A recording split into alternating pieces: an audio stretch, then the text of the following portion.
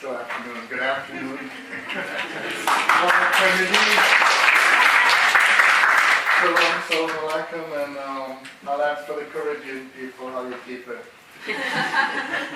First, I apologize because I couldn't print out my boarding pass, so I have to leave at 4. So I'm not being rude, but I make sure I'm easy to contact. So I'll say in advance, I'm back in, not only the country, but specifically in London. I'll be at Artbeck next May for 2 weeks. So we should keep in touch to see how we can meet up, okay? The additional thing is I was asked earlier why I'm not one of these guys who sit with a pile of my books ready to, and I explained why I don't do that. I think it gets in the way of communication.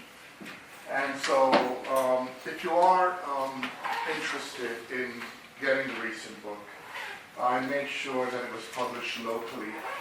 So if you, just over at Bloomsbury at Hearst, you can get it if you'd like. And when I'm back, if you'd like. And some of you have handed a book to me. Notice I'm not one of these people who put my name in a date. I pay attention to people. So I actually, they say, why does this guy write such long inscriptions? What's the point if you're going to be a person who says you should take people's humanity seriously, if you just see them as something you sign and hand? You know, you pay attention to them and you communicate. Now, there are many things that I could say. I have a bit of advantage, which is it's very easy for many of you, whether it's online or as I've learned, lots of YouTube out there, to hear a lot of the things I have to say on Fanon. And since we're here and you've gone through a long day, I'm going to be short so you can ask more questions. So I'm going to just talk about one particular thing, and we can build from there that one particular thing and see where we can, what conversation we can have. Now, this is the 90th year of Fanon's birth. It's funny, isn't it? You see, Fanon committed certain indecencies. The first one, he had the nerve to be very good looking. When I was reading one of my books, I had a lot of pictures of him, and my co-editors, when I edited Fanon, a critical reader, I put all the pictures down, and I was looking, and I noticed there were 2 women. They were not beside me anymore, and I looked around. They were like, man, you know, you tell us the brother was that fine. But then he committed another indecency. You know, he had the nerve to die young. You know what I mean? Because there's a form of immortality in dying young, because we remember that fire, that beauty. It's a lot like what you experience when you ever meet those old relatives who last saw you when you were 14, and it's about 30 years later, and you're like, you don't look 14. Well, that's the way. We have this man, you know, frozen in the age 36. And it's really incredible because, for instance, we talked about Benoit Blanc, Black Skin, White Mask. That was written when he was 25 years old. But bear in mind, and I was having this conversation with Jonathan, that a lot of the book is actually based on a form of monological play he was writing. So it's very poetic also, not only because of his decision, I read about that in my book, his decision to write in a certain way, to communicate. But he was also writing plays. Fanon was from a background in which one doesn't say, okay, this is my intellectual camp, this is my aesthetic camp, my activist camp, and on and on. If you look at not only Caribbean writers, but a lot of writers from the global south, this model of compartmentalization, of separation, doesn't work. And that's because a lot of global southern intellectuals don't ask what they are intellectually before they write or they do. They discover what they are by virtue of what they do.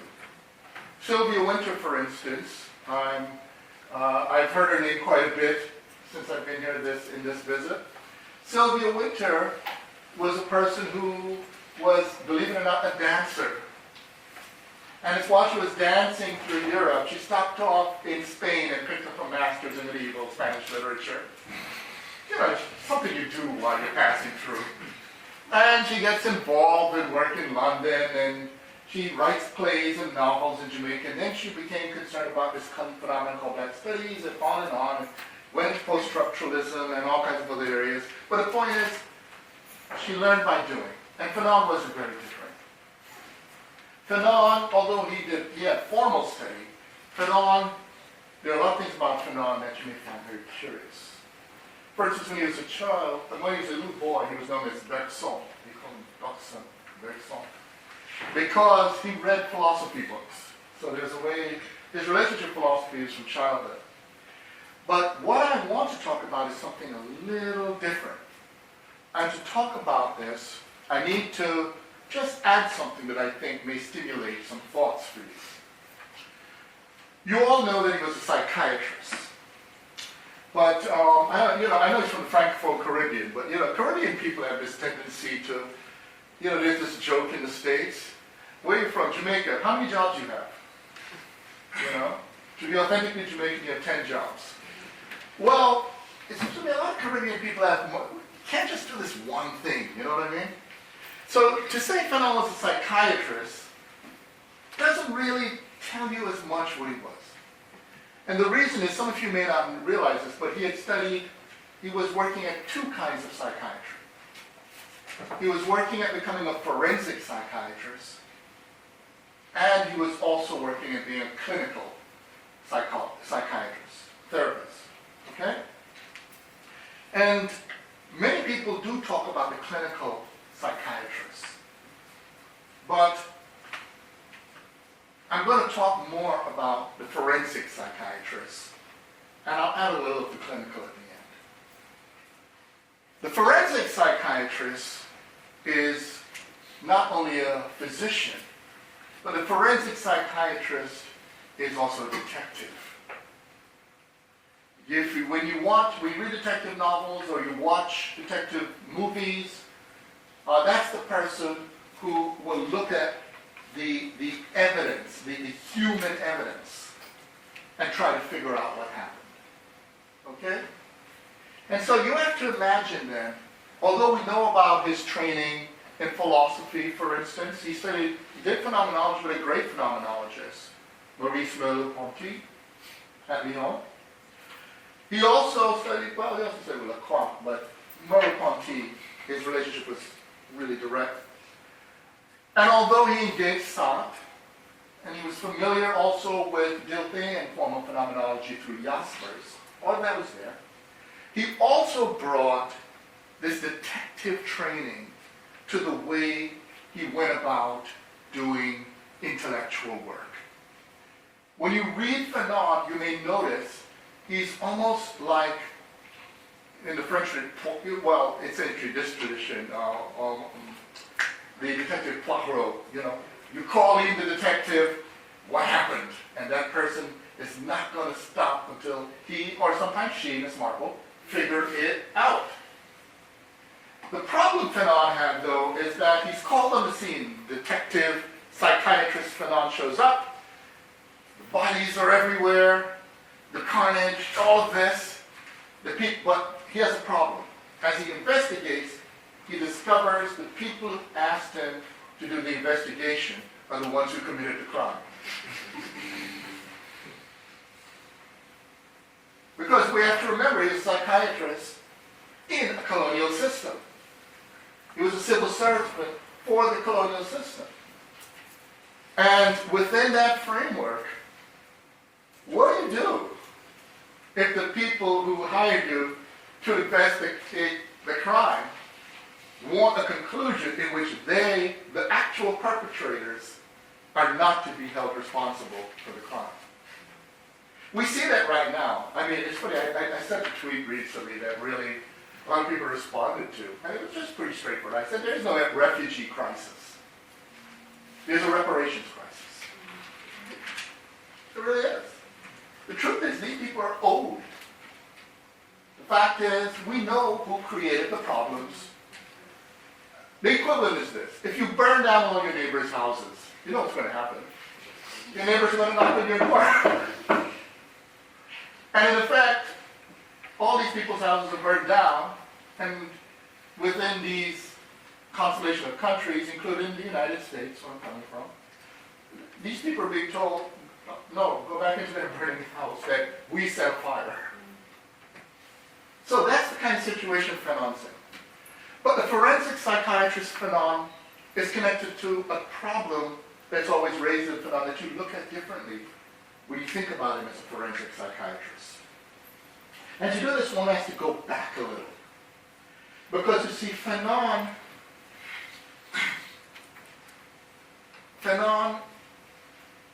had this interesting paradoxical side to him. Alice Cherky is correct. He absolutely detested violence. But what Fanon detested even more was people who have a hypocritical relationship to the violence they detested. In other words, there's a form of anti-violence that maintains violent relationships. If you really detest violence, Fanon says, then you do something about it. And this goes back to an attitude he had as a child. Because you see, the first thing that Fanon understood as a child was that violence was not simply about a specific act. He was born as a colonized subject in a violently structured circumstance. The violence was an ongoing attack, as pointed out in some of the earlier presentations, not only on his psyche, but the communities around him. And you have to understand, the communities around him were people he loved. And in addition to that, Fanon discovered something about himself as a child in that circumstance. And it happened, and this is really, really striking. It happened in an event when he was around 14. When he was around 14, there was a woman hit by a car. And Fanon said to his friends, they're taking the body to do an autopsy. And he said, do you want to go look? And his friends looked at him like, the equivalent of, yo man, I'm not down with that. But Fanon goes by himself, climbs up and looks through the window, and the woman's body's there, because at that time, it was done in the church. And as the forensic physician was doing the autopsy, Fanon was so disgusted, he was revolted. It was a moment of revelation for him. Because Fanon realized he could not separate the person from the corpse. You see what I'm getting at? For him, throughout the process, that was a human being being dissected. And he saw the dissection as a form of degradation. He kept thinking about the dignity, the integrity of that woman, and that remained with him. Now, knowing that story, and I'm going to skip it because we don't have enough time, about the war and all the things he went through, why in the world then would he go, because remember, why would he go to medical school? I mean, he started first, even dentists have to do this, he started first to do dentistry. I always crack up, revolutionary dentist. I made that joke, by the way, in Nairobi, but my host was Feroz Manji, and it turned out he was a dentist.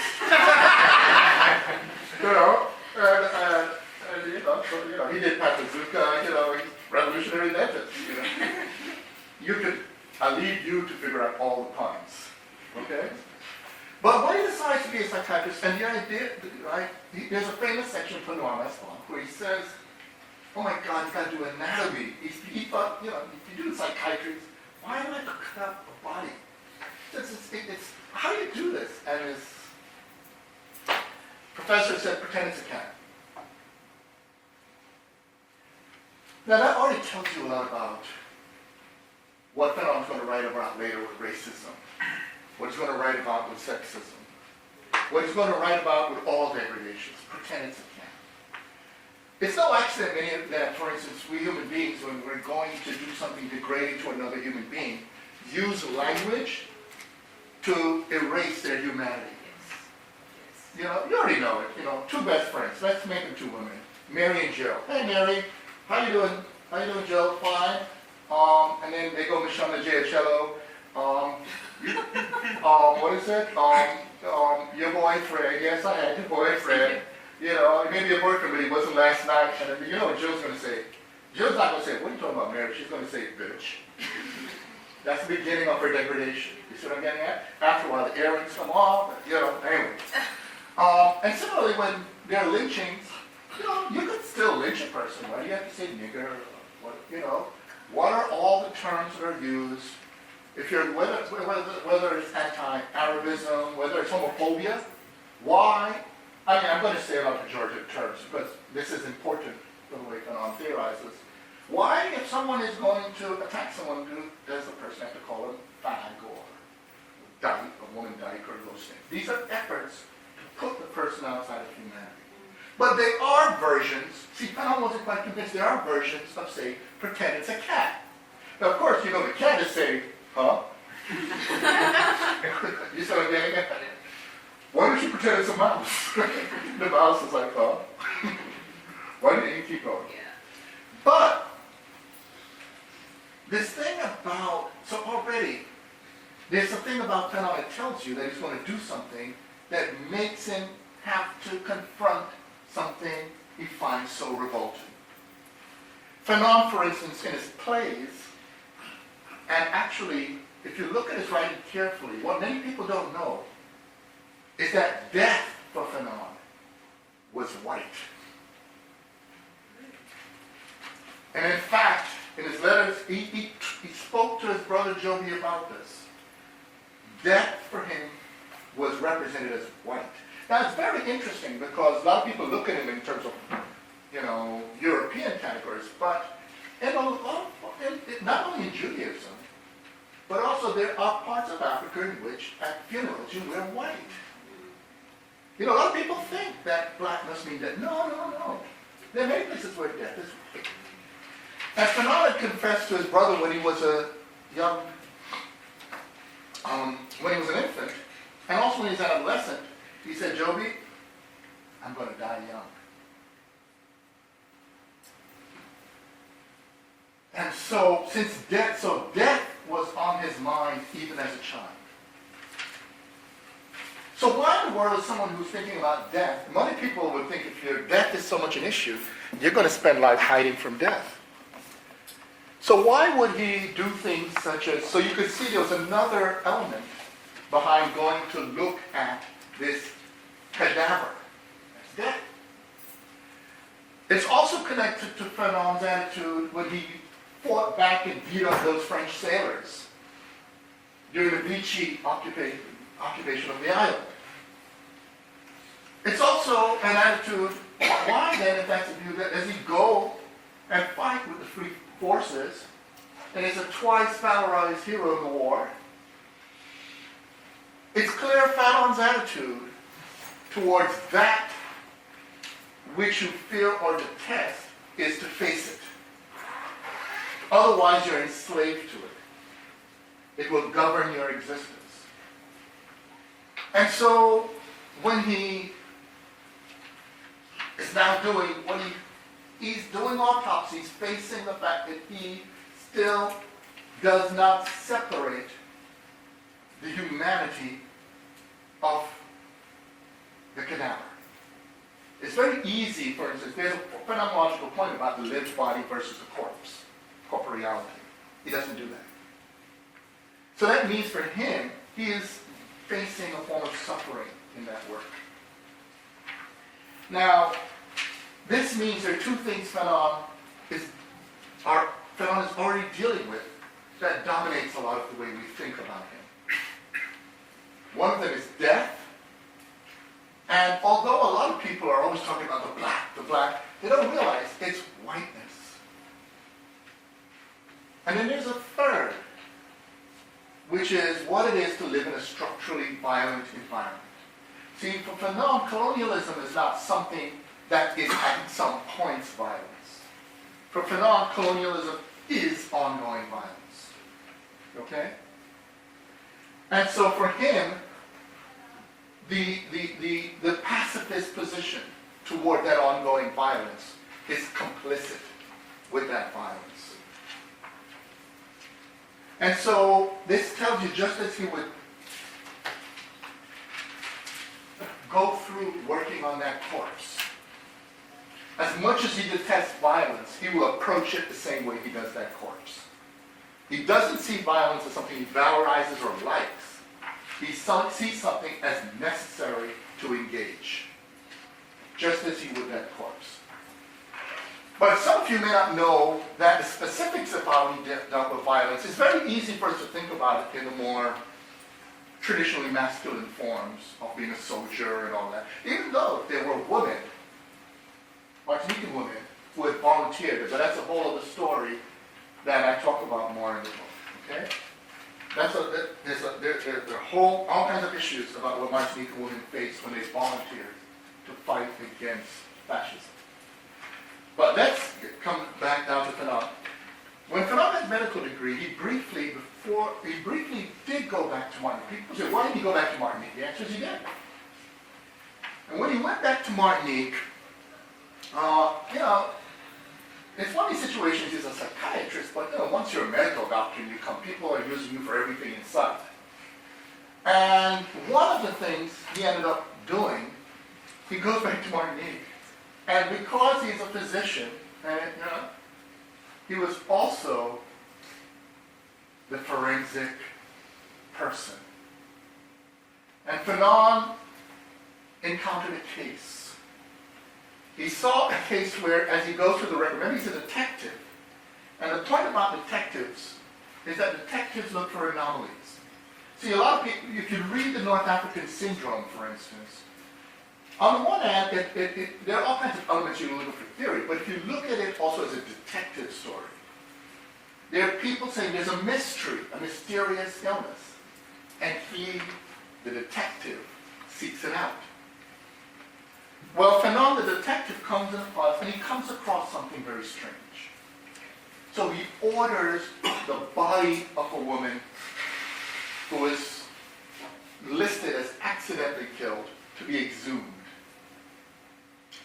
When her body was exhumed, and he did the autopsy, he determined that she died from domestic violence, that her husband beat her to death.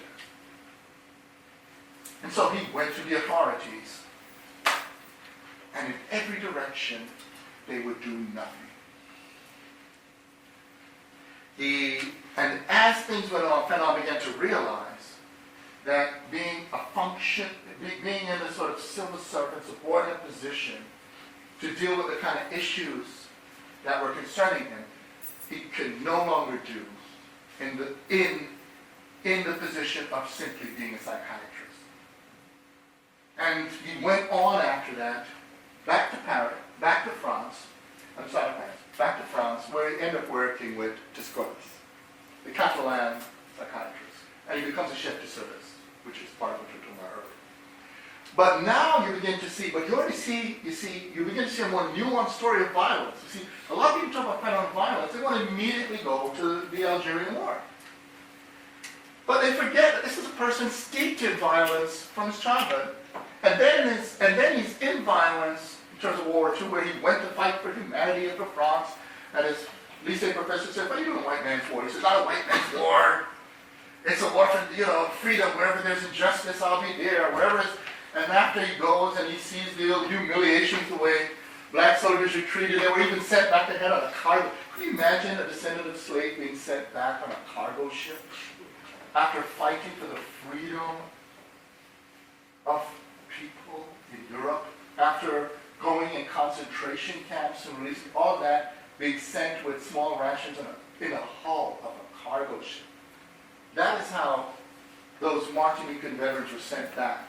When Fanon came back and his lycée professor said, "So Fanon, you fought for freedom and dignity." He's like, "It was a white man's war." He said, "I got to do something better." But the point is, that is also violence. And the violence he witnessed in concentration camps, on battlefields, all of those things, when Fanon found himself in the situation in Algeria, this question of violence is already linked to these constellation of stories about violence.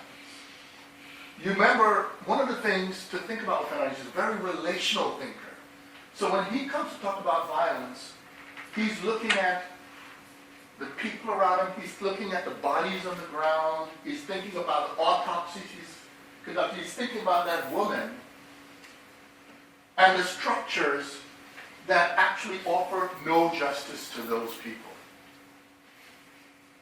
You know, people talk about the civil rights movement as nonviolent in the United States.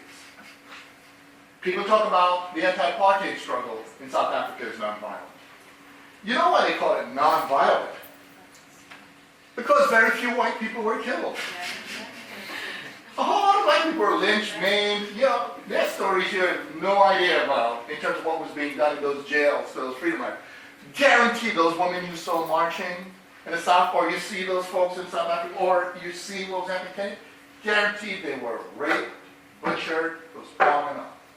Those men were castrated, whipped, all of that, and that's not violence.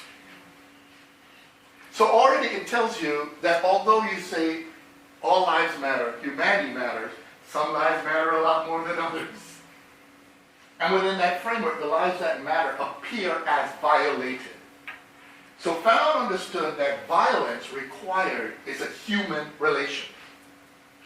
You see, there's a world of force. There's force all over the place. You could walk and hit your toe on part of that door. It'll hurt like hell. But that's not violence. But if you were to go, as you're going out there, somebody quickly walked up and kicked you on your foot or stepped on your toe, that's violence.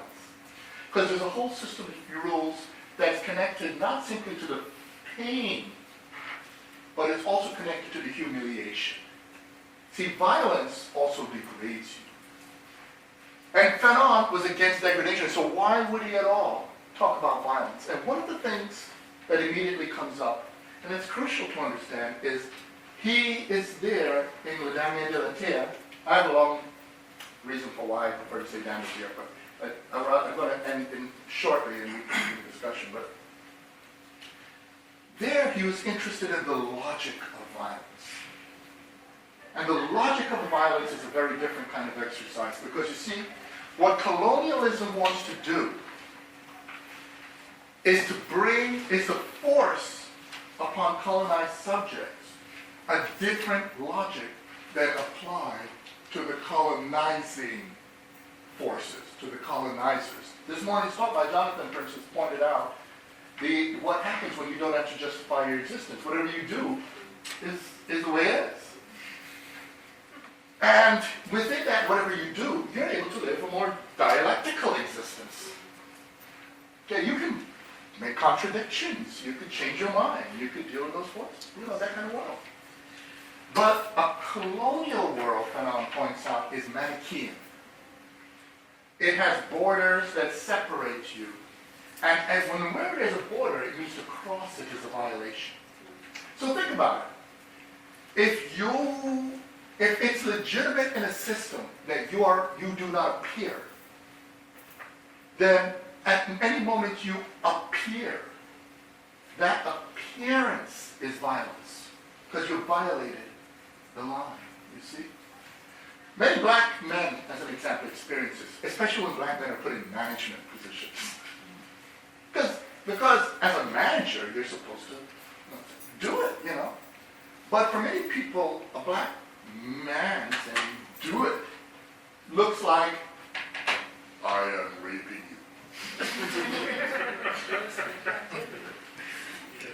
The complicated thing is what happens with many black women when it's in leadership is that, you see, one of the problems is when we do analyses, we want things to be the same. But they're not the same, they're differences. Because we have to remember racism has set up as an order. If you go look at all the work, read Anthony Fanon, for instance, Equality to Races, what he talks about in the 19th century, how race functions. Racism says that the system is legitimate if all women are subordinated.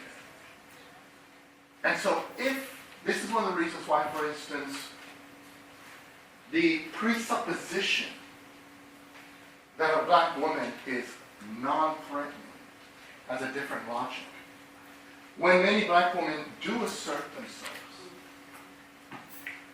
you will find a logic that attempts to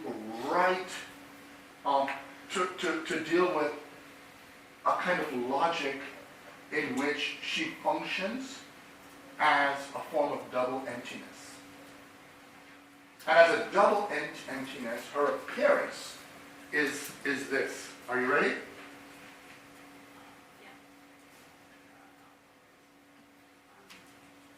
Your head nodded because you know exactly what I'm talking about. It's called voicelessness. Yes, you're not heard, you're not listened to, you're invisible.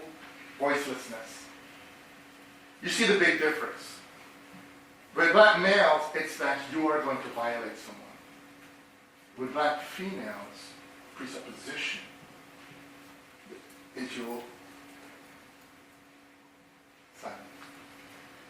But if we come to what Fanon is saying, this now, what is this logic? Well, the Manichaean logic is everybody who studies philosophy, or if you do political theory, or if you do Marxism, or if you have some relationship with Hegel, and you know about dialectical thinking, but what Fanon says is what colonialism sets up as the world for colonized subject is Aristotelian. The Aristotelian one is, if you look at the Aristotelian world, it's a world of contraries. Okay? The dialectical world is the interaction of contradictions. Things interact. Colonialism is to make sure they're separate. There's no interaction. And because of that, if you study logic, you'll know contraries are both zero sums. If you do Boolean logic, you'll know this. That means that, in effect, these separated worlds, that means then, if one were even to try to make them meet, that would deal with a form of illicit appearance. And the reason Fanon, for instance, talks about stuff like cleansing and so forth, is if you study Aristotle, you will know that in his poetics, in his discussion of tragedy, one of the things in tragedy, in Greek tragedy, is that the crowd, in witnessing the things that happen to the heroes, Greek tragedies, whoever is the best person, the nicest person, the most highly moral person in town is going to get effed up. Why in the world did people used to go and gather to watch Heracles get messed up? Antigone, Oedipus, all of these. And Aristotle said it had a cathartic effect. And what is this cathartic effect? Well, the cathartic effect of tragedy is to make you shift from a naive, adolescent world of good guys, bad guys. Adult reality is realizing that part of social life is that circumstances can make the innocent suffer and the guilty prosper. We would like to believe life is like Robin Hood and Star Wars and those things. But reality is one in which those become irrelevant issues. That in reality, there are things that need to be done. And in doing them, you do not know what you will be in the outcome. You could fight as the hero and emerge as the villain. You could fight as the villain and emerge as the hero. That is ironic existentialism there. It's very familiar there. Loser wins, winner loses. But the other element that's crucial here is that if one's going to eradicate this double system, dialectical reality for the white colonizers, because you're talking about racialized countries, that's made of white, and Aristotelian logic for the relationship that, or the contraries are non-relations. then colonialism is the violence of trying to take groups of human beings and force them into non-human relations. Think about it. It's very odd, isn't it, that when human beings are treated like human beings, we flourish. If you know you're a human being, why then, if people don't treat you like human beings? Why is it, if you know you're a human being, when people degrade you, they do all kinds of things, why is it that you don't still flourish?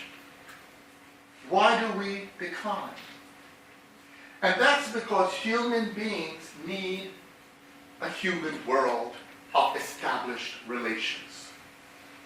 And those relations have all kinds of mechanisms, rules, and things connected to it that colonialism attempts to put for one group and block for another. And a related version of this argument is by Mahmoud Mamdani in South Africa, well, he's now in the States and Uganda, where he pointed out that colonialism attempted to create a world for citizenship for the settlers. So they're in an interactive dialectical world, and rule for the colonized. That's a non-negotiable world. That's a world in which political relations are barred from you. And what happens in that world, because your ability to interact and affect the world is constantly reduced, you're eventually forced into your body, and if you have to deal with body-to-body interaction all the time, you're dealing with force, and this is one of the reasons why you see so much physical conflicts of colonized people with each other. Because your ability perhaps to have agency beyond the physical body is limited. And so to deal with that, one needs a different system. And here's the last part that I want to bring up. What Fanon points out, and the reason it's tragic, and you see, when we say tragic, we don't mean like a moral stop. It's tragic. Tragedy is a certain attitude towards the limitation of ordinary ethical relations. It's tragedy in the way Hegel talked about tragedy, the way Nietzsche talked about tragedy, and many others as well. It's a way someone like Du Bois and Fanon himself talks about tragedy in a very provocative way, and that is this. No settler says, I have an unjust acquisition of my privileges and resources in a society.